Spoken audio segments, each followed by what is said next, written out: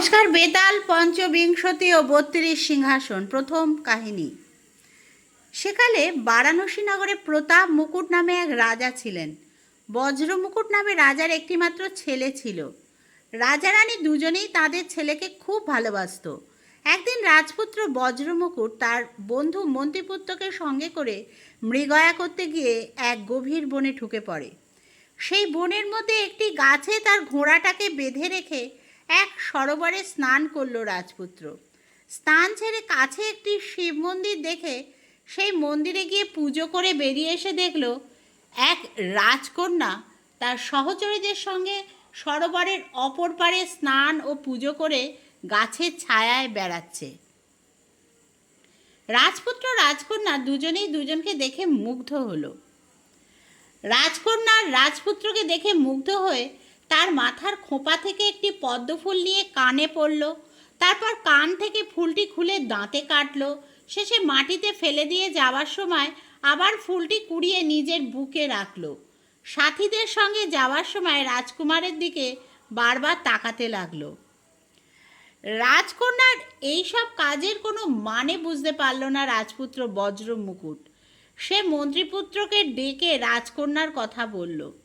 রাজপুত্র প্রাসাদে ফিরে গিয়ে শুধু রাজকন্যার কথাই ভাবতে লাগলো।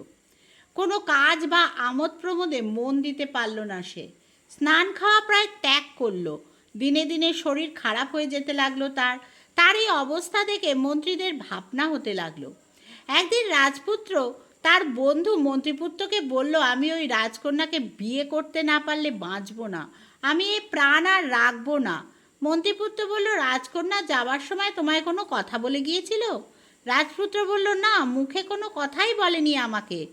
এরপর পদ্মফুলের ঘটনাটি সব বলল। মন্ত্রীপুত্র খুশি হয়ে বলল, এইসব সংকেতের মাধ্যমেই রাজকন্যা তার সব কথা জানিয়ে গেছে। বজ্রমুকুট উৎসুক হয়ে বলল, কি করে বুঝলে? মন্ত্রীপুত্র বলল, মাথার খোঁপা থেকে ফুল নিয়ে কানে পড়ার মানে হলো রাজকন্যা কর্ণাট নগরে থাকে। সেই ফুল দাঁতে কাটার মানে হলো তার বাবার নাম দন্তকাঠ। মাটিতে ফুল ছোড়ার মানে তার নাম পদ্মাবতী। আবার সেই ফুল কুড়িয়ে বুকে তুলে দেওয়ার মানে তুমি তার হৃদয় বল্লভ। রাজপুত্র বজ্রমুকুট তখন বলল, বন্ধু, আমাকে তাহলে কর্ণাট নগরে নিয়ে চলো। তখন তারা দুই বন্ধুতে মিলে কর্ণাট নগরে উপস্থিত হলো। কর্ণাট নগরের সামনে এসে একটি কুঁড়ে ঘর দেখে তারা নেমে পড়ল ঘোড়া থেকে। দেখলো সেই কুঁড়ের সামনে একজন বুড়ি বসে আছে।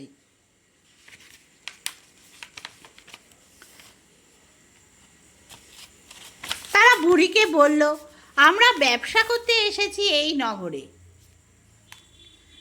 আমাদের থাকবার জায়গা দিতে পারো?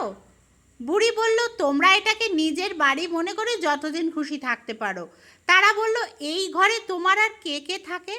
বুড়ি বলল, আমার একটি মাত্র ছেলে ছাড়া আর কেউ নেই। আমার ছেলে রাজবাড়িতে কাজ করে। আমি আগে রাজকন্যা পদ্মাবতীর ধাইমা ছিলাম, এখন বুড়ো হয়েছি বলে ঘরে থাকি। তবে রাজা আমায় অন্ন বস্ত্র দেন। আজও আমি রোজ একবার করে রাজকন্যাকে দেখতে পাই। রাজকুমার বজ্রমুকুট তখন বুড়িকে বলল, তুমি কাল রাজবাড়িতে গিয়ে রাজকন্যাকে বলবে শুক্লা পঞ্চমীতে সরোবরের ধারে সে যে রাজপুত্রকে দেখেছিল সে তার সংকেত বুঝে এখানে এসেছে।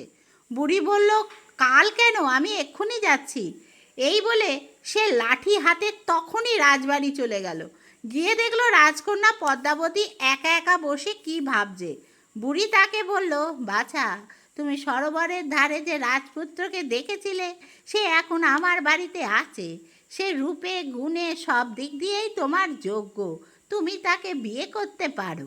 এই কথা শোনার সঙ্গে সঙ্গে রাজকন্যা রেগে গিয়ে বুড়ির দুই গালে দুই চড় মেরে তাকে তাড়িয়ে দিল। বুড়ি ফিরে এসে রাজপুত্রকে এই কথা জানালো। তা জেনে হতাশ হয়ে পড়ল রাজপুত্র। তখন মন্ত্রীপুত্র বলল, এতে হতাশ হওয়ার কোনো কারণ নেই।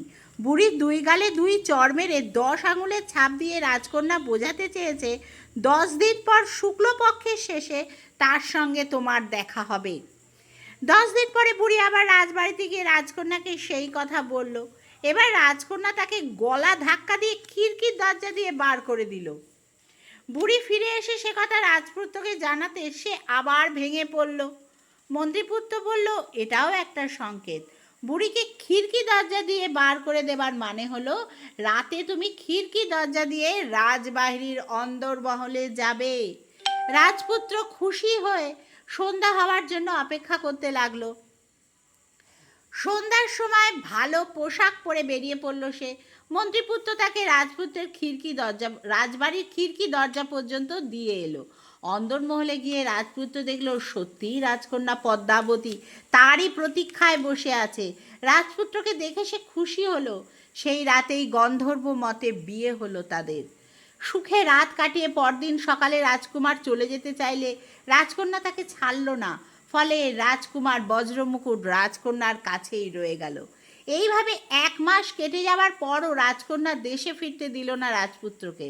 অথচ দেশে ফেরার ও তার বন্ধুকে দেখার জন্য ব্যাকুল হয়ে উঠেছিল রাজপুত্রের মন। সে দিনরাত শুধু তার বন্ধুর কথা ভাবত। সে শুধু ভাবত যে বন্ধুর জন্য আমি এই রাজকন্যাকে লাভ করলাম, সেই বন্ধু আমাকে স্বার্থপর ভাবছে, তার সঙ্গে একবার দেখা পর্যন্ত করতে পারছি না। একদিন রাজকন্যা রাজপুত্রকে তার এই দুঃখের কারণ জিজ্ঞাসা করলে রাজপুত্র তাকে তার বন্ধুর কথা সব বলল। রাজকন্যা বলল, তুমি এখনই গিয়ে তোমার বন্ধুর সঙ্গে দেখা করে এসো। আমি কিছু ভালো মিষ্টি তৈরি করে আমার সখীকে দিয়ে তা পাঠাচ্ছি তোমার বন্ধুর জন্য। রাজপুত্র চলে গেলে রাজকন্যা ভাবল, এই রাজপুত্রের নিজস্ব কোনো বুদ্ধি নেই, তার বন্ধুর বুদ্ধিতেই সে আমাকে পেয়েছে। এই বন্ধুর কথাতে সে আমাকে ত্যাগও করতে পারে যে কোনো সময়, সুতরাং তার বন্ধুকে বাঁচিয়ে রাখা ঠিক হবে না। এই ভেবে সে সেই সব মিষ্টির সঙ্গে বিষ মিশিয়ে তার সখীকে দিয়ে সেই বুড়ির কুঁড়েতে পাঠিয়ে দিল। এদিকে রাজপুত্র সেই বুড়ির কুঁড়ে ঘরে গিয়ে মন্ত্রীপুত্রকে সব কথা বলল। দুই বন্ধুতে যখন কথা বলছিল তখন রাজকন্যা দেওয়া অনেক মিষ্টি নিয়ে সখী সেখানে গেল। রাজপুত্র তার বন্ধুকে বলল, আমার স্ত্রী পদ্মাবতী তোমার পরিচয় জেনে খুশি হয়েছে। সে নিজের হাতে এই সব খাবার তৈরি করে পাঠিয়ে দিয়েছে তোমার জন্য। সেই আমাকে পাঠিয়ে দেয় তোমার সঙ্গে দেখা করার জন্য। তুমি এগুলো খাও। মন্ত্রীপুত্র মিষ্টি দেখে দুঃখিত হয়ে বলল, কিন্তু বন্ধু, আমি তো এগুলো খেতে পারবো না, এতে বিষ মেশানো আছে। তুমি রাজকন্যার কাছে আমার পরিচয় দিয়ে বুদ্ধিমানের কাজ করনি। তুমি ওদের স্বভাব জানো না। রাজকন্যারা তার স্বামীর প্রিয়পাত্রকে সহ্য করতে পারে না বলে তার জীবন নাশের চেষ্টা করে। কিন্তু রাজপুত্র এই কথা বিশ্বাস করতে চাইল না। সে বলল, তার বন্ধুর কথা পরীক্ষা করার জন্য একটা মিষ্টি সে বুড়ির একটা পোষা বেড়ালকে খেতে দিল। তা খাবার সঙ্গে সঙ্গে বেড়ালটা মারা গেল। তাই দেখে দুঃখে ভেঙে পড়ল রাজপুত্র। সে মর্মাহত হয়ে বলল, এই পাপিষ্টা রাক্ষসীর সঙ্গে আর কোনো সম্পর্ক রাখতে চাই না আমি তার কাছে আর যাব না কখনো। মন্ত্রীপুত্র বলল, না, তাকে ত্যাগ না করে কৌশলে তাকে তোমাদের বাড়িতে নিয়ে যেতে হবে। তুমি তার কাছে গিয়ে বলো আমি তার দেয়া মিষ্টি খেয়ে ঘুমিয়ে পড়েছি, তাহলে সে ভাববে আমি মরে গেছি। তারপর রাত্রিবেলায় সে ঘুমিয়ে পড়লে তার গা থেকে সব গয়না খুলে নিয়ে একটা পুঁটলিতে বেঁধে তার বাঁ পায়ে একটা ত্রিশূলের চিহ্ন এঁকে দিয়ে চলে আসবে। রাজপুত্র মন্ত্রীপুত্রর কথা মতো সব কাজ করে সেই রাতের মধ্যেই ফিরে এলো বুড়ির কুটিরে। পরদিন সকালে মন্ত্রীপুত্র শ্মশানে গিয়ে সন্ন্যাসী সেজে রাজপুত্রকে তার শিষ্য করল।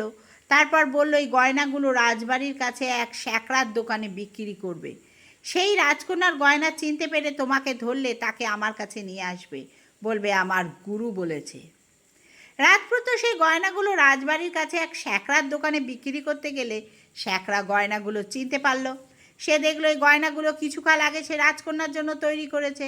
স্বর্ণকার তখন রাজপুত্রকে বলল, এইসব গয়না রাজকন্যা তুমি কোথায় কী করে পেলে? ক্রমে দোকানের সামনে অনেক লোক জড়ো হয়ে গেল। নগর রক্ষক খবর পেয়ে এসে রাজপুত্রকে জেরা করতে লাগলো। রাজপুত্র বলল, আমি কিছুই জানি না, আমার গুরু থাকেন শ্মশানে, তিনি এগুলো আমায় বেচতে পাঠিয়েছেন। তখন নগর রক্ষক রাজপুত্রকে নিয়ে শ্মশানে এসে গুরু ও শিষ্যকে বন্দি করে রাজার কাছে নিয়ে গেল। রাজা সব কিছু শুনে ছদ্মবেশী সন্ন্যাসী মন্ত্রীপুত্রকে নির্জনে ডেকে জিজ্ঞাসা করলেন, এই সব গয়না তুমি কোথায় পেলে? সন্ন্যাসীরূপী মন্ত্রীপুত্র বলল, কৃষ্ণ চতুর্দশীর রাতে আমি শ্মশানে ডাকিনী মন্ত্র সিদ্ধ করছিলাম। মন্ত্রের প্রভাবে এক ডাকিনী এসে তার গা থেকে সব গয়না খুলে দিয়ে যায়। আমার যোগ সিদ্ধির প্রমাণ হিসাবে তার বাঁ পায়ে ত্রিশূল চিহ্ন এঁকে দিয়েছি, এই সেই গয়না। রাজা তখন অন্দরমহলে গিয়ে রানীকে বললেন, দেখো তো পদ্মাবতীর পায়ে কোনো চিহ্ন আছে কিনা।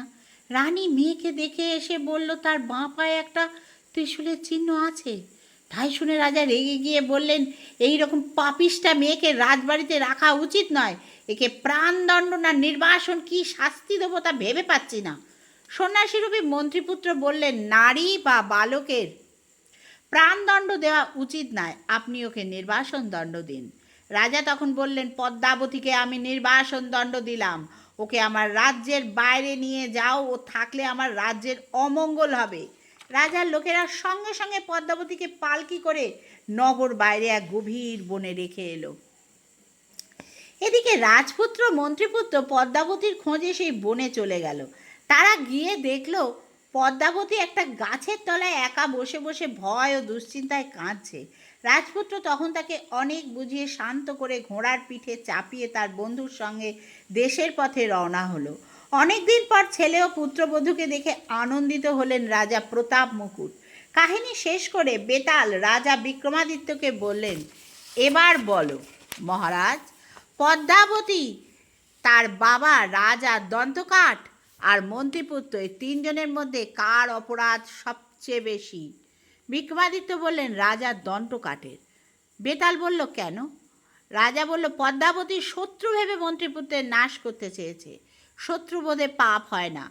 মন্ত্রীপুত্র পদ্মাবতীকে শত্রু ভেবে নিষ্ঠুর ব্যবহার করেছিল তার সঙ্গে, তাতে কোনো দোষ হয়নি। কিন্তু রাজা দন্তকাঠ উপযুক্ত বিচার না করে, প্রমাণ না নিয়ে অজ্ঞাত কুলশীল ব্যক্তির কথায় বিশ্বাস করে স্নেহ ভুলে মেয়েকে নির্বাসন দণ্ড দিয়েছিলেন। সঠিক উত্তর পেয়ে বেতাল আবার সেই গাছে গিয়ে উঠল। রাজা বিক্রমাদিত্য আবার তাকে গাছ থেকে নামিয়ে কাঁধে তুলে নিলেন। আমার গল্প আপনাদের ভালো লাগলে আমার চ্যানেলটি সাবস্ক্রাইব করুন।